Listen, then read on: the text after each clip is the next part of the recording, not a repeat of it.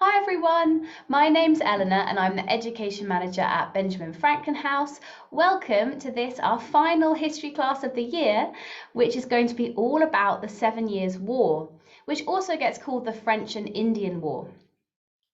As ever, we're really looking forward to your participation today and a reminder that you can ask or answer questions by typing in the chat, or if you press your raise hand button, then I can unmute your microphone and we can hear you over the audio. So to start, like always, I can see some familiar names, but perhaps some new people joining us too, just to have a reminder of who Benjamin Franklin was and what he was doing in London. So I wonder if anyone could help us out with some ideas for that.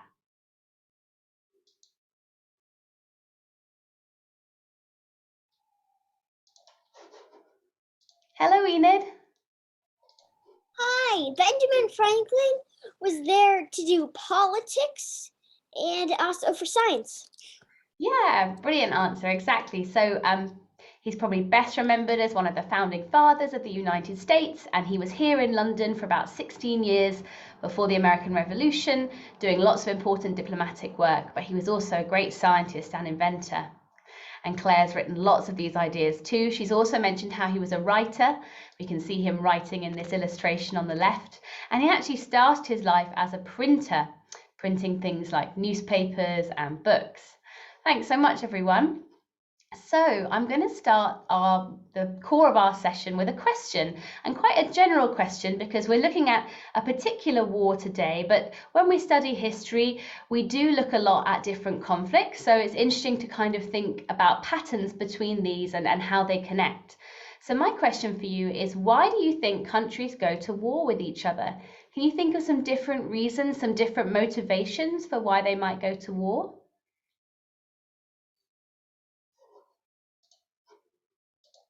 Hi, Enid. Hi, but I wanted to say that there is actually a war that was started for not a very good reason, which was disputes at a soccer game, and it started a whole entire war. There was another one that was started over a bucket. I didn't know that at all. So you're right, it can be what seems like quite small things. Are there other things you wanted to mention? No, that's it. I just thought that was just kind of strange. Like, why would you go to war over a bucket? Very good point. Thank you. Let's see what people have been saying in the chat. Right, so Claire has mentioned because they want more land, more power, more leadership. Very interesting. That's definitely some of the important ones. Patricia has said they are greedy. That can be it sometimes because it might be to have more land, maybe for economic financial gain, and that might be through the land, so they can use the land to farm and then to trade. But yes, so that could link to your idea of them being greedy. It might be also to do with differences of belief or opinion. Different religious belief, for example, could be a reason. We also see revolutionary wars when one country is actually ruled by another country but want to be independent.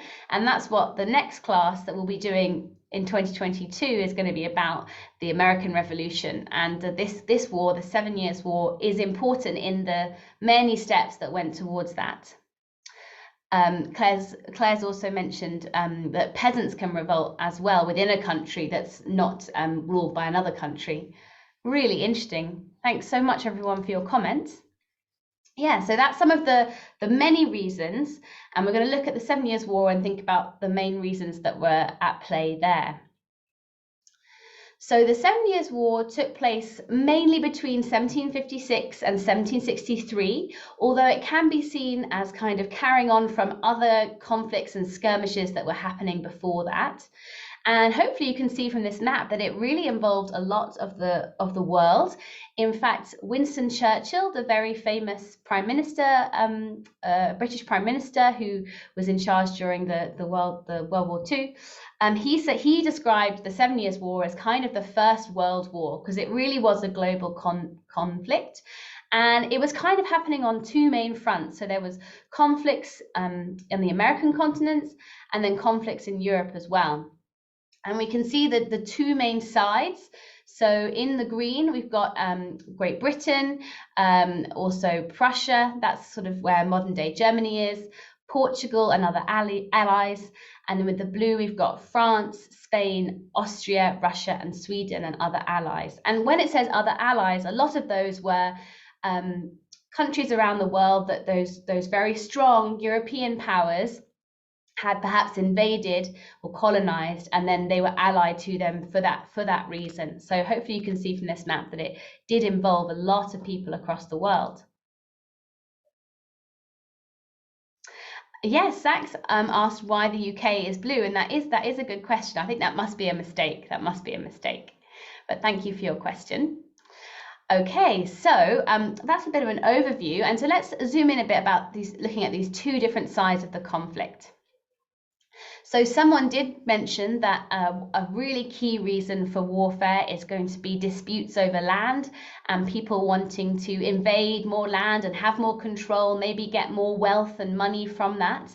And so on the one side, this was happening in America, particularly North America.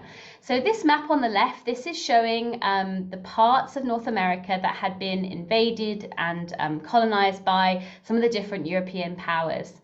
So we can see in the blue, we've got French territories, so a lot of Canada, also Louisiana.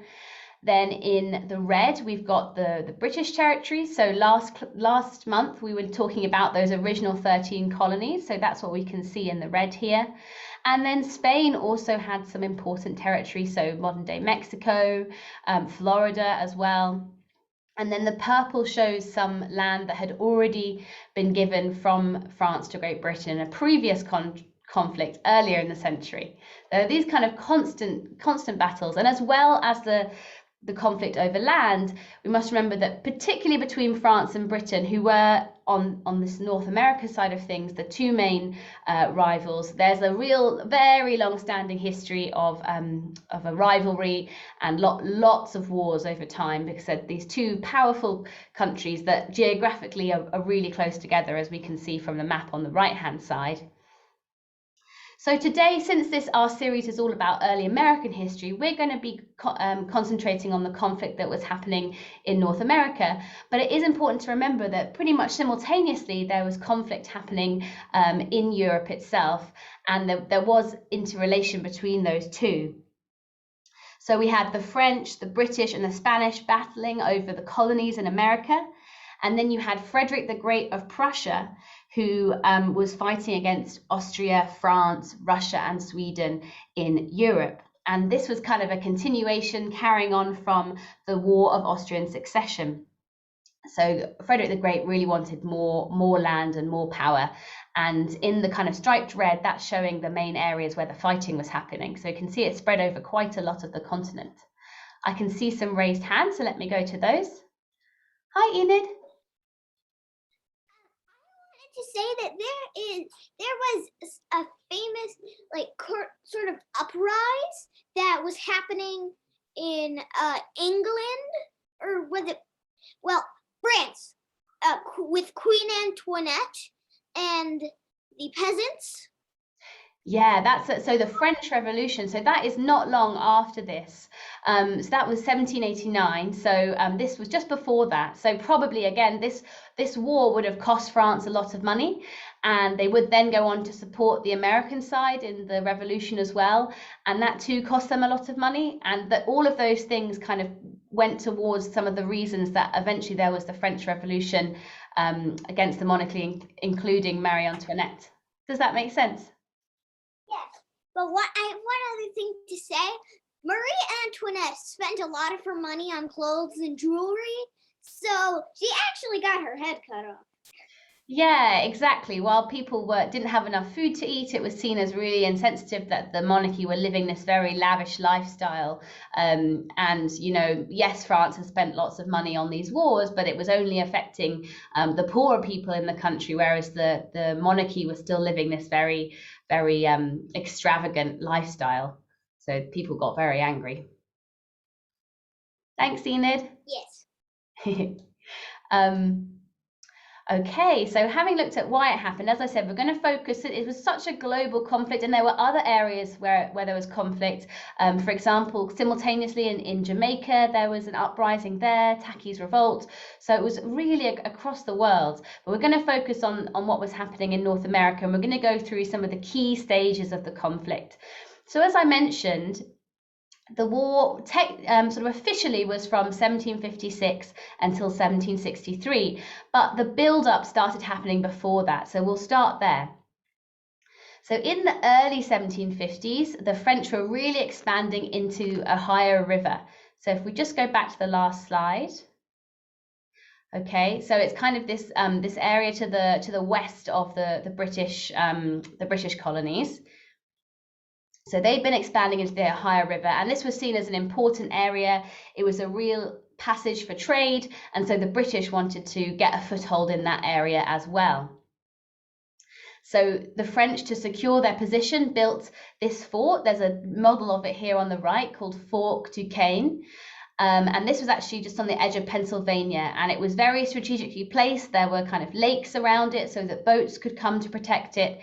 And the British repeatedly attacked it, but didn't have much success. So at the beginning of the 7 Years' War, it was the French that were really dominating and doing better. So again, from 54 to 55, the French are winning a string of victories.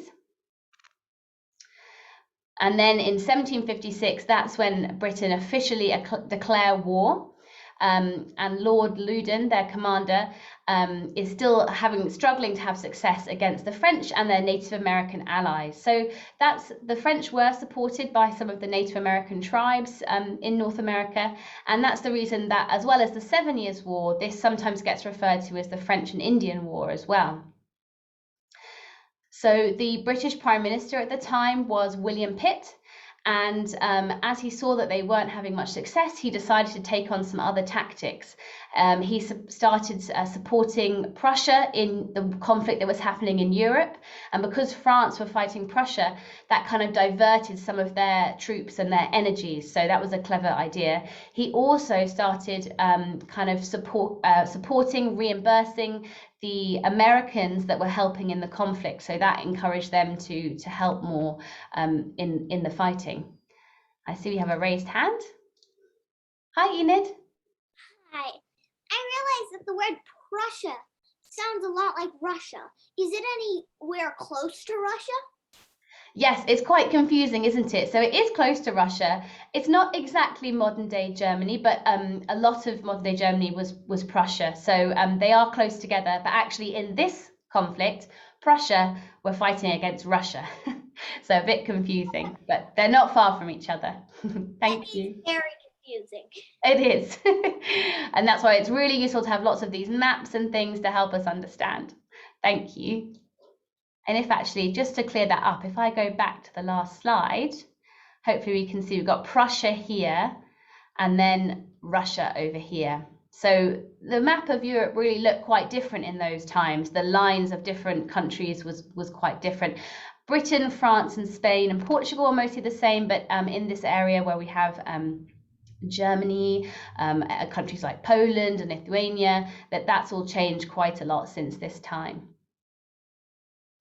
So going back to some of the key events in the war, but then the tide starts to turn as the Prime Minister William Pitt was making these strategic decisions. So they won Louisburg, and they also took an important fort, Fort Frontenac, and they were also able to capture this Fort Duquesne.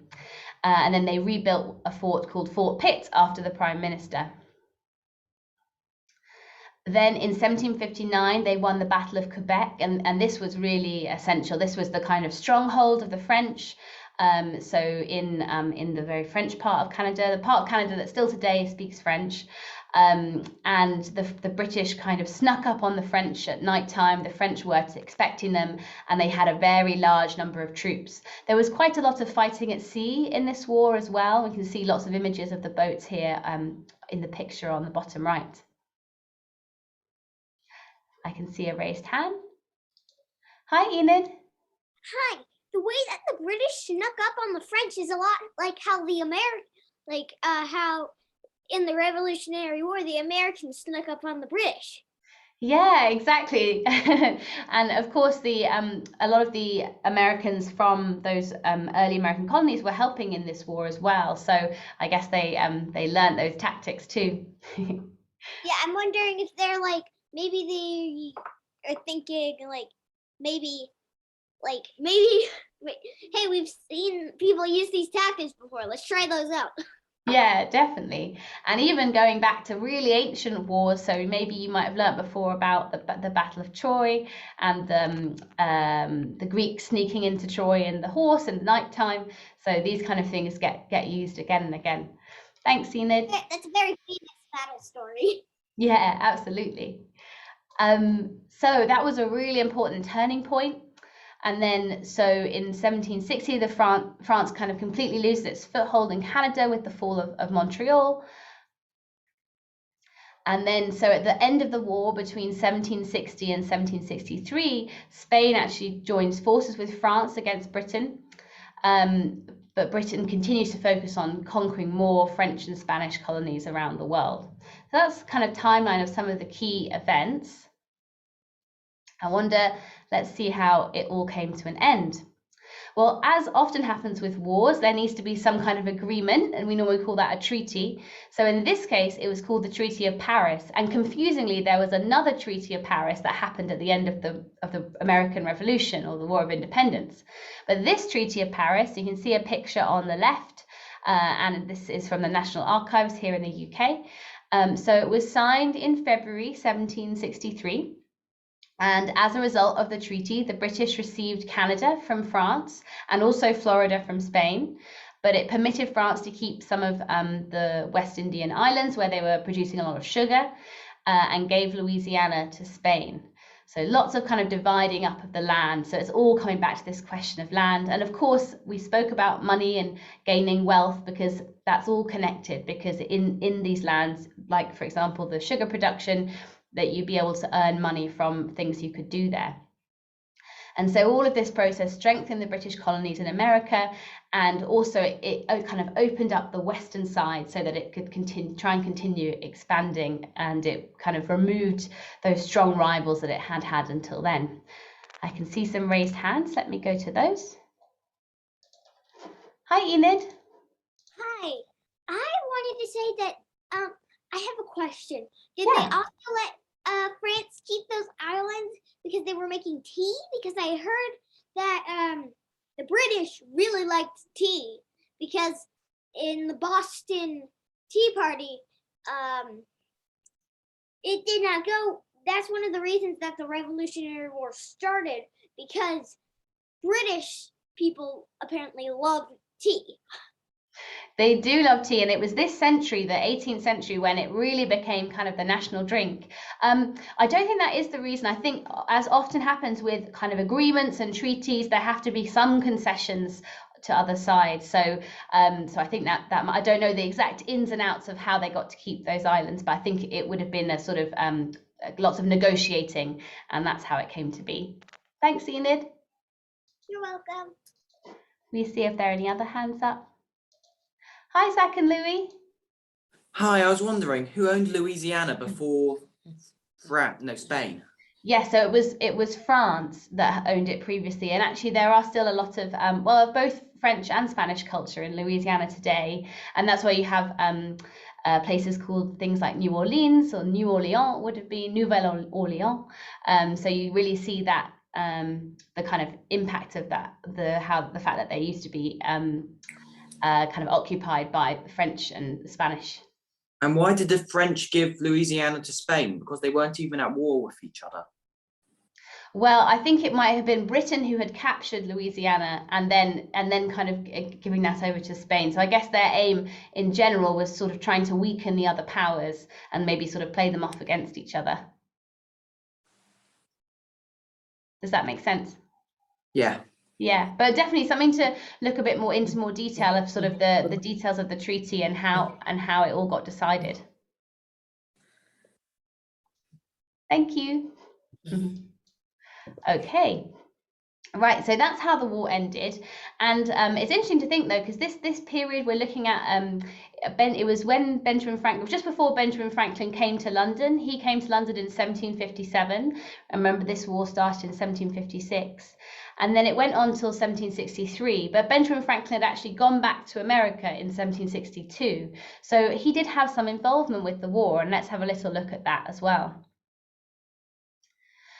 So before the 7 Years' War really began in 1756, he'd wanted the British to try and help the different colonies to become more unified.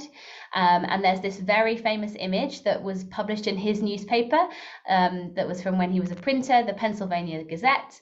And so the different parts of the state, you've got the different initials, and that's showing the different colonies as they were known then. We'd now say the states, so New York, New Jersey, Massachusetts, Pennsylvania, Virginia, North Carolina, South Carolina, New England as well. And so he'd hoped to persuade the colonies to join together and protect themselves from the French and the Native Americans. Remember, even before the 7 Years' War, there was conflict and skirmishes happening. And this plan was called the Albany Plan, and it ultimately failed. There wasn't really that unification, but it's interesting because the image that was published at that time was then later used as a kind of symbol for the American Revolution and the colonies joining together in that revolutionary fight against Britain. So hopefully this is continuing to show how this conflict really kind of sowed the seeds and was some of the reasons why eventually there was the American Revolution. And of course, after the French were mostly defeated by Britain, they weren't very happy about that. So they were probably more open to the argument from the Americans that they should support them in the Revolutionary War. And that was really important in the outcome as well. So as with all history, all of these things are interconnected, and you have to kind of keep going back to find out what's going to come later. And so interestingly, during the 7 Years' War, Franklin also was a commander. We don't really remember him as a soldier, but he did have control of some troops and proved to be a good commander. I saw we had a hand up. Let me go to that. Hi, Enid. Hi. I wanted to say that comic is, or whatever you would call that back then, is a rather famous one. And I thought that I didn't know that it was in the 7 Years' War. I only thought that it was in the Revolutionary War. Yeah. Oh, it's really interesting that you recognize it. And I think most, pardon? Did he do that in both ones, or was his like newspaper copied so that he could do that?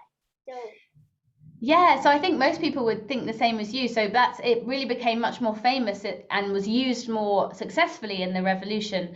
But originally the context was trying to it was the same idea of the different colonies joining together, but just in a different context for the 7 Years' War, so against France and the Native Americans, but then later it became against Britain. So kind of an interesting switch around there.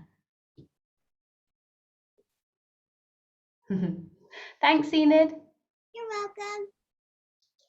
Okay, so we're coming towards the end of the class now, but as ever, I like to end with a sort of suggestion of an activity that you might want to try afterwards. And so I've got a question to introduce it. I wonder if you could say what kind of diagrams historians might often use to map out key events. So I showed it there on the slide, but there might be an even clearer, more visual way that you could kind of keep track of those key events in the war. So I can see that Claire has said a timeline. Let's see if we have other comments. Hi, Zach and Louis. I was going to say a timeline as well. A timeline as well. And do you prefer to use timelines that are kind of horizontal or vertical, or you think both work well? I'm more used to horizontal, but I understand vertical too. Yeah, no, I'd agree. And I'm going to show an example in a moment that is horizontal. Hi, Enid. Hi. I think a way that you could tell what happened in the past, you could find letters or paintings or writings, books. Yeah, definitely. So in terms of how we create those timelines, you need to make sure you're confident about the information. So going back to those primary sources, so like Franklin's cartoon, that's a primary source, and also the treaty paper itself, that's a primary source. So all of those things are really important for making sure that the information we have in the timeline is accurate. Yeah. Thank you. Okay, so here's an example of one way of doing it. There's lots of other ways. So this timeline goes into a bit more detail than I did of different stages of the revolt. It even talks about Washington's involvement, because he was involved in the war as well as quite a young man, just 22. And of course, we remember George Washington much more as a kind of military commander than we think of Benjamin Franklin as one. And so this one really focuses on what was happening in North America. But as we said at the beginning, this was a really global conflict. So you could even have kind of color coding. Here it looks like the color coding is linked to the years that these things happened. But you could have color coding to show the area of the world where the events are happening as you go along your timeline. So yeah, just an idea of a way that you could follow on from the class.